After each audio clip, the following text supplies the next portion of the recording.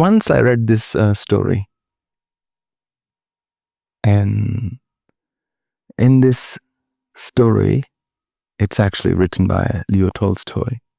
It's a beautiful short story. There was a shoemaker, very poor. He was married. It was one of the reasons he was poor. Tolstoy didn't say that, but I gathered as much. Anyway, so he was very poor, and between him, his name was Simon, and his wife, I think her name was Matriona, they just had one coat of sheepskin for the winters. Even that was quite tattered, and they would, wear it and share it and so on. And they had a couple of children. But this shoemaker was a very noble person. Some people owed him money, 5 rubles and 20 kopecks to be precise. Each kopek is like a cent or a paisa. So his wife gave him 3 rubles. And she said, look, winter's really getting harsher. Why don't you go and collect the debt that people owe you? Take that money, and we should buy some sheepskin so we can at least make 2 more coats for the winter, or at least 1 more coat. So Simon says, okay, I'll go. And he goes. It was a small village. He went from one door to another. Whoever owed him money, he went there. But nobody paid him. Nobody had any money on them. Everybody was poorer. And in fact, it was the truth of the Soviet Union back then in the Tolstoy era. So only one person gave him 20 kopecks, 20 paisa, or 20 cents. And Simon was heartbroken. He went to the dealer to see if he would give him sheepskin on credit. And that as soon as he would get his money, he would pay him back. But the dealer said, I can't do that. Until you give me the money, I can't give you the sheepskin. Now he was very angry and heartbroken. He said, what am I going to do with 20 kopecks? It's not like you can buy anything. But he thought you could buy some vodka. So he went in a pub, drank some vodka, and then he felt quite warm. On his way out, he's thinking, I don't need sheepskin. That's exactly how it's written. He said, I don't need sheepskin. I'm warm anyway. This thing is running in my blood. So I'm happy. I'm okay. And as he was passing, he sees this old man. Not old man. He sees a man. At first, he's not sure what this thing is. That white-looking thing, is that an ox? Or he said, look like a man. He passed. He said, whoever, I don't want to get into trouble by rescuing somebody because the government, the police will question me. But he comes back. His heart doesn't agree.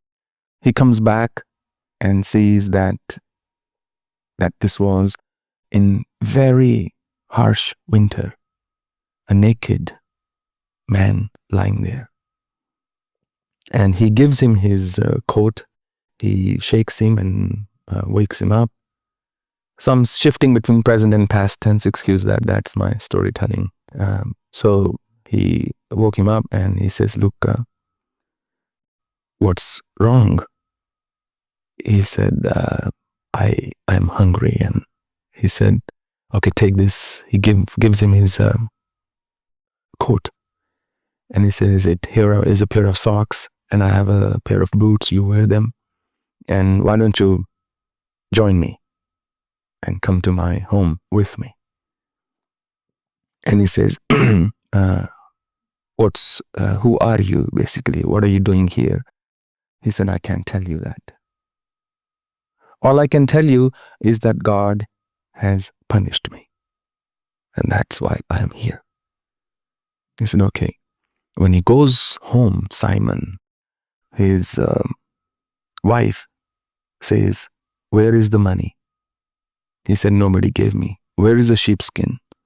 "The dealer didn't lend me on credit."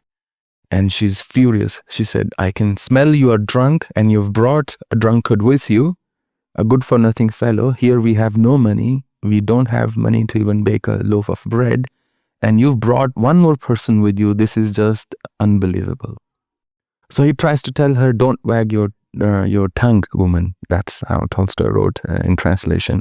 But she is really worked up and she starts yelling. And she says to this man that, "I'm not going to feed you. We don't have anything." And she's thinking, how I'm going to feed my 2 children, my husband, myself, and this man. It just doesn't work like that. But after a while, she cools down and she says, "Okay, maybe tonight I can feed him something." So she says to Simon, "But where are the 3 rubles that I gave you?" It was a 3 ruble note. And he unfolds, he gives her back. He said, "I haven't spent that. I only spent 20 kopecks because that's all I got. And you cannot accumulate 20 kopecks at a time and come up with a lot of money." She says, "Okay." So she feeds the man. And when that man bites into the bread, suddenly something within Matriona melts. And she takes pity on him.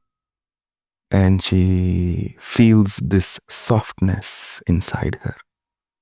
And this man smiles. And she says, "What is your name?" He says, "My name is Michael."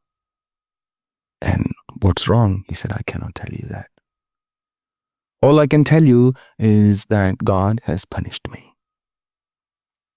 And Simon says to Michael, "Listen, Michael, what can you do for a living? Because a man's got to eat and a man's got to live. He's got to clothe himself and he needs a roof over his head." He said, "You can stay with us, but I need to know if you know anything." He said, "I don't know anything, but you've got to know something if you want to earn your bread." He said, I can learn." He said, "Okay, why don't you be my apprentice? I'm a shoemaker. You help me make shoes." It's a beautiful story, by the way. "You help me make shoes." He says, "Okay, I can do that." And then, as a very faithful worker, he works with Simon. Some years roll by. And then one day, a very rich man who was in the era called a nobleman, somebody like an aristocrat or a diplomat, comes to the shop and says to Simon, "Who's the main guy here? Who's the person who makes the best shoes?" He said, "I am the owner. I make all shoes and I make the best shoes." He said, "Here." He calls one of his attendants who gives him a packet of some leather skin. He says, "Here, take this and take my measurement, and I want you to make me the best shoes. When I walk, they should make that sound, tap, tap, tap, tap, tap. And the seam should be tight, the leather should be, just perfect, shiny, and hard shoe the way a rich person wears shoes." And Simon says, "Okay, I'll do that." But Michael looks at that man and smiles. It's only the second time he smiled in the past 4 or 5 years. And this Simon notices that Michael smiled. Okay, maybe he thought of something, he said. And the rich man says, this is a specially imported leather. If you make any mistake, I will have you arrested. So be sure to make the best shoe out there." Simon says, "It will be done." And Michael says, "I'll do it. I've been doing it for years now. Don't worry, I'll make the shoe." Simon says, "Okay." So when the day comes of his collection, he realizes that the shoes that Michael has made is the exact opposite of what the rich man had asked for. It's a soft slip-on kind of shoe, soft leather. There were no tap, just a very soft sole. And Simon is furious. He says, "You're going to have me killed and arrested, and this is a state offense. What did you do? Is this how you pay back my goodness? All this while I've been taking care of you?" And Michael says, "Look," but before he could say any further, two people come to the shop. And they say, "Sorry, you know, when that order we placed, that man is dead. We need a softer shoe for his feet. Can you make a softer pair of shoes? Because he's going to lie in the coffin now. We don't need tap shoes. We need very soft kind, something that'll wrap around his feet." And he says, "I've got exactly the thing you wanted." And Simon gives it to them, and he's very happy, and is absolutely astonished that how come Michael just made the kind of shoe that was needed. Some more time passes. In the 6th year, a lady comes there with 2 children, 2 girls. The lady was somewhat older, and she says, "I need 1 full pair of shoe and 1 another shoe. So I need 3 shoes and 1 shoe for this other girl who had a crippled foot." So they were twins. And what Simon notices is that Michael is staring, is looking very intently at the woman and the children.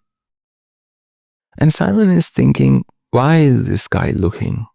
Is almost staring at my customer. And then while taking the measurements, Simon says to the oldish lady that, "Are these your children? How did the girl get a broken foot, a crippled foot like that?" And the woman says, "Oh, no, these are not my children. I have nothing to do with them. A lady, one of our neighbors, once died, and she had very small daughters. They were barely a few days old. And her dead body, she had nobody to look after her. Her dead body rolled over the foot of one of the child, and it stayed there. And it broke the bone, and it caused permanent damage and made her crippled. So when I found out," she said, "I could not ignore it. I thought, no, I must do something about it." So she said, "I buried the lady, took care of her funeral, and I adopted these 2 young children, these daughters, and now they are here in front of you." And Michael then smiles again,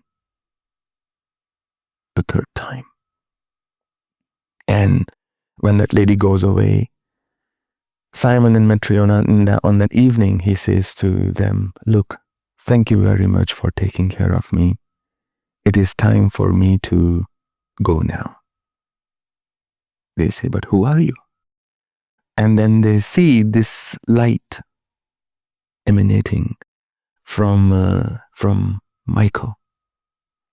And they see his aura lighting up. They see this glow of light. He said, "Remember I told you God has punished me?" They said, "Yes." "Well," he said, "I was an angel once.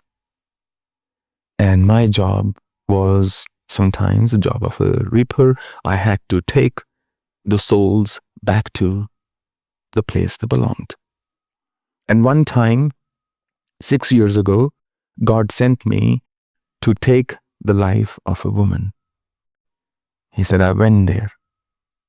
And when I went there, I saw a sick woman with 2 very, very young daughters, barely a few days old.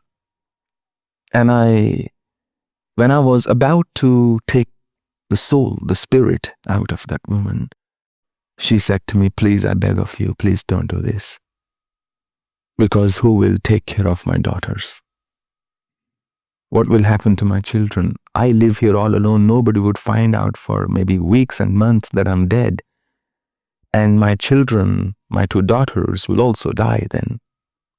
So please, I beg of you, please, please, please spare me. You can take somebody else. You can take me another time. Let them grow up a bit. Let them be at least 10 years old, and then you can come again. I'll think of something.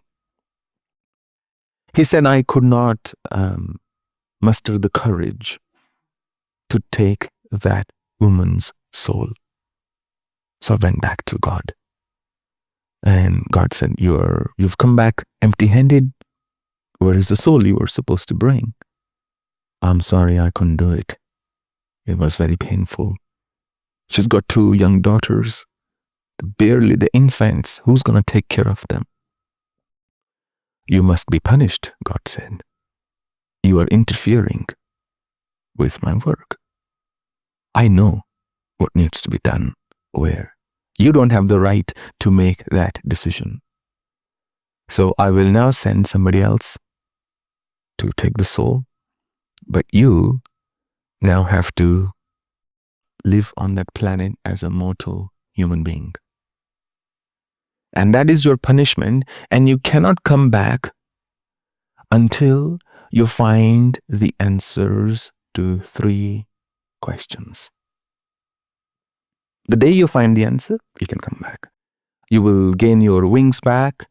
You will be an angel again. But until then, you will struggle and toil and think and feel like a human being.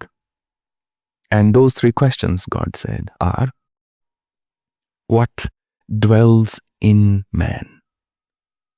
What dwells in man? Basically, what lives in a man or in man. And second, what is not given to man? First is what lives in a man, in any human being. Second is what is not given to man. And third, what do men live by? And that's in fact also the title of the story, What Men Live By. So what do men live by? God said, the day you can find the answers to these 3 questions, you'll automatically be an angel again. Until then, you've got to pay the price of your unwarranted karma. It was, you acted out of your paycheck, basically. The angel said, well, I have no choice. The next moment, he was lying there on the floor and all curled up, cold, naked. So now Simon and Matriona said, we can't believe, it's incredible. We can't believe who we had been serving the past 6 years. It's our good fortune. And what is the answer to each of those questions? Michael said, when I first saw you melt the moment I ate that bread, when I saw how your anger fled and your rage disappeared and you calmed down instantly and you agreed to then feed me and take care of me, I knew instantly the answer to the first question. And that's why I'd smiled back then.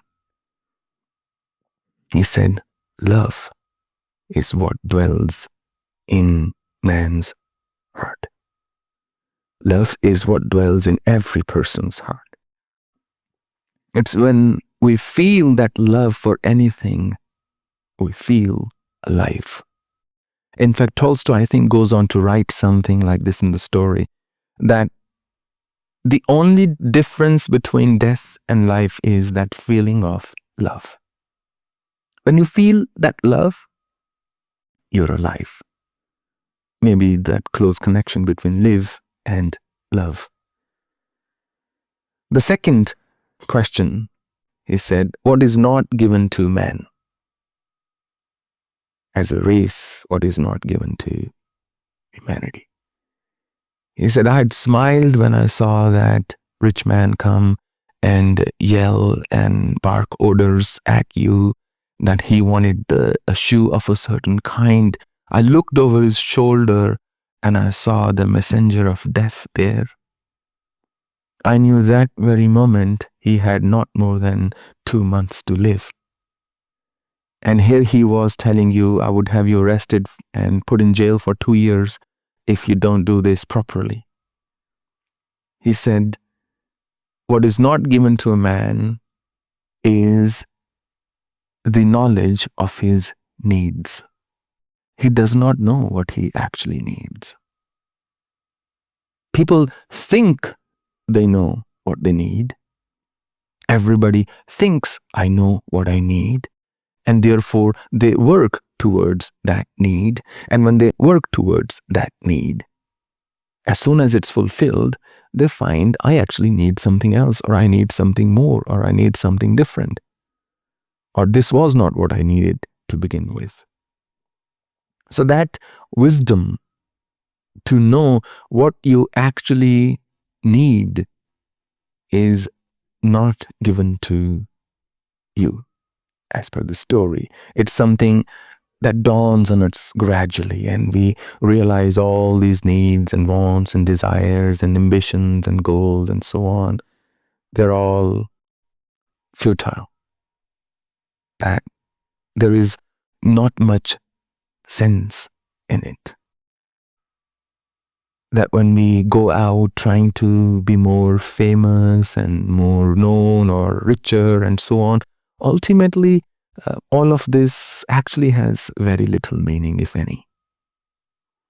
What matters is, do you feel alive? Do you feel that love in your very being, in every pore of your being? And that is also the ultimate realization of sadhana. When people say, I want to do sadhana, my mind is not stable, I'm unable to chant more, I'm unable to focus, I can't concentrate, what do? I don't feel I'm progressing.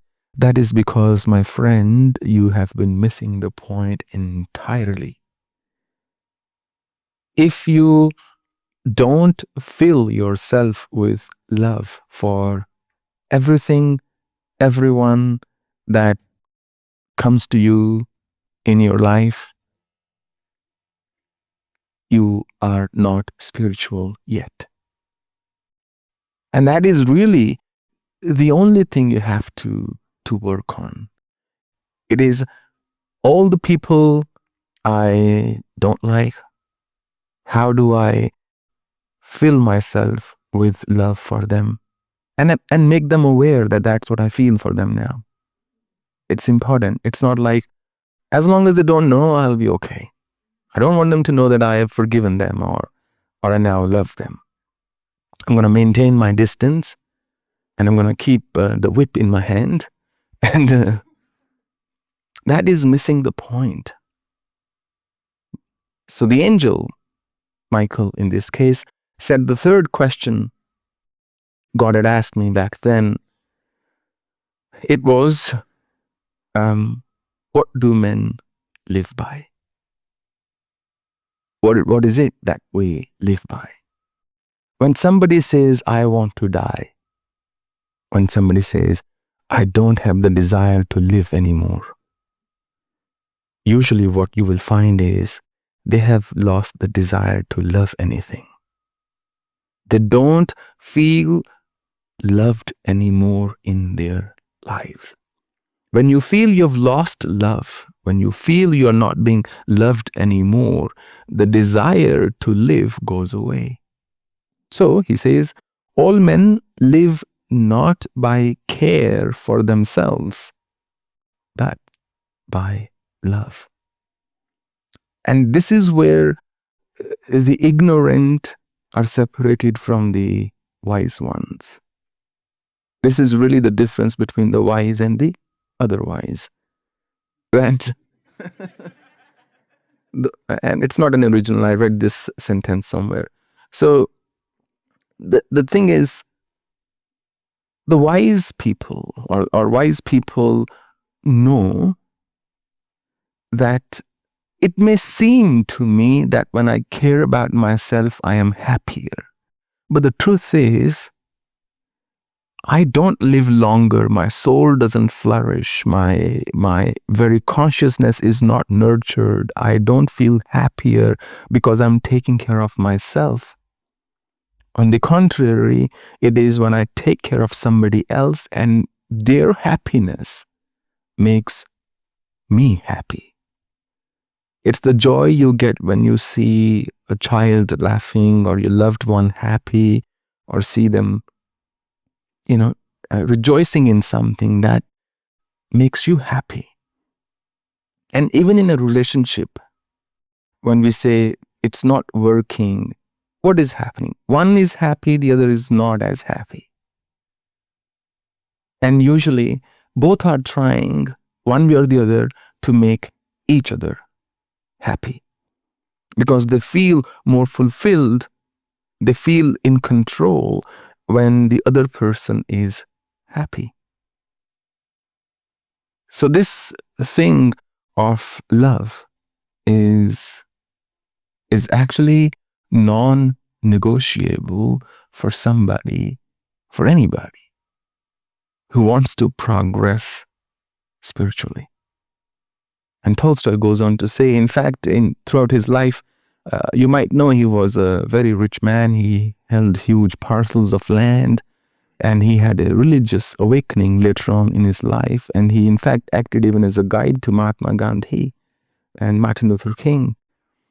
And one of the things, you can see an influence of Eastern philosophy as well in this, because he sums this story up by saying that God lives in love, and love lives in God, because he says God is love, and love is God, which is exactly what Bhagavad Gita says, Yoma pashyati sarvatra, sarvam jamai pashyati, tasya ham na pranashyami, sa cha me na pranashyati. Those who see me in everybody and see everybody in me, to such a person, I am no longer invisible. And that person is not invisible for me anymore. When we love somebody, we see divinity in them. And when we don't love somebody, all we see basically are our negative emotions reflected in that person. The thought of that person might unsettle you. The sight of that person might unsettle you. A talk with that person would almost always be an argument or be very surface level. That means you are really lacking. And most interestingly, when you hate somebody or when you dislike somebody, it is usually a product of conditioning. When do we dislike somebody? We do it when you feel that that person has done something wrong to you, or that person is the cause you are unhappy. But who said that what they did was wrong? You feel that because maybe they deprived you of something. But who's to say that you were going to be blessed with that to begin with? That you were entitled to it? Whatever name you give, behind every negative emotion is a trick your mind is usually playing. Because it boosts the ego. But I'm supposed to have this, and I'm not getting this, I'm not having this. Therefore, this is not right. As a result, I am unhappy. As a result, I am sad or I'm depressed. As a result, I've concluded that the other person does not love me. Then we miss the whole point of what is love and what is being loved. It's not what we say, it's what we feel. This child went to his mother and said, Mom, our neighbors, she's got such a funny name. She was just barely 4 years old. Why does she have such a funny name? I've never heard a name like this. She's got such a funny name.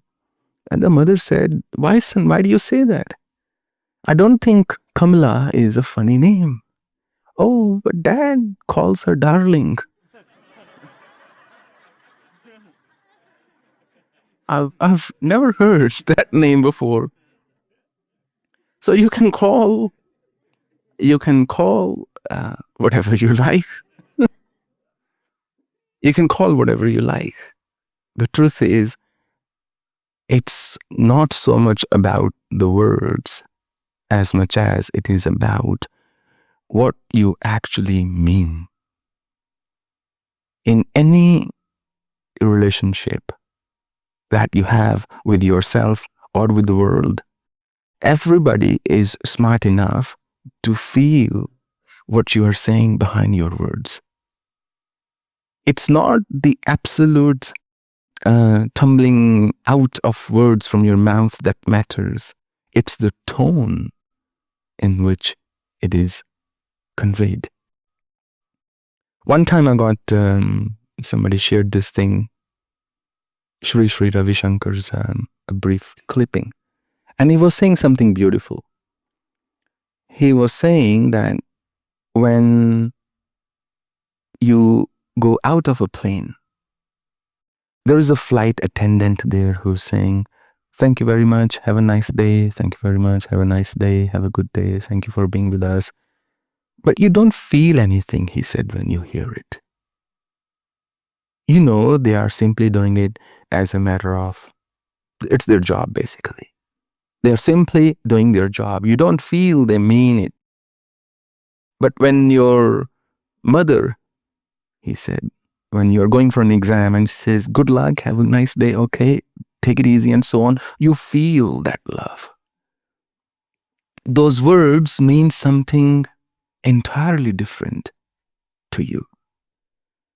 Therefore, all I'm trying to say is, some people can use very flowery words. When we did chapter 2 in Bhagavad Gita last week, there was a verse, I don't know if I spoke that verse, Ya imam pushpitam vacham pravadanta vipaschita. Those who speak flowery words, although the verse is something else, it says that they are simply reiterating what the Vedas say anyway. But those who speak flowery words and not mean them, the other person feels it. And therefore, it is not the external acts of being loving that matters. More than what matters is, are you filled with love? It's such an incredible emotion if you are able to just make it a point of filling yourself with love repeatedly. And it gets used. It's like a car. You put fuel, you drive, and then you put some back in the tank again. You've got to refill yourself. And one way to refill yourself is to take care of yourself as well. Is to have something that you love in your life. As I wrote in one of my posts, give a damn about something. You've got to care about something. Otherwise, the responsibility or the onus or the liability of recharging you will fall on somebody else. And when they recharge you, they are taking fuel out of their fuel tank and putting it in there. And then they would be low on the tank and their engine would heat up. And then you'll say, "What? Why? Why are you acting funny with me?" Maybe that person is drained. You've got to take responsibility for taking care of yourself, if you do that, it would become somewhat easier to fill yourself with love. So 3 questions God asked the angel Michael. And that there were, as I said, what dwells in man, what is not given to man, and what do men live by? What dwells in man is love. What is not given to man is the knowledge of what he actually needs, that foresight. And what do men live by? Love.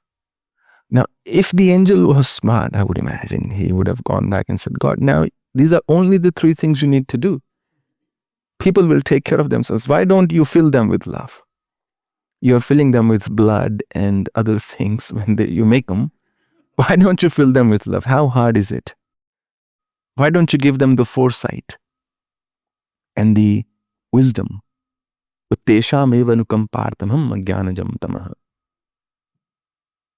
On those who I'm very pleased, and on those whom I bestow my grace, I establish myself in their consciousness. I establish myself and I grant them wisdom. And I grant them that what they need. That truthfulness, that love, that honesty, that sincerity, that unblemished character that we lose as we grow older is the sole reason why we need to work on ourselves, to purge ourselves of all the things, unnecessary things we are withholding or holding in ourselves.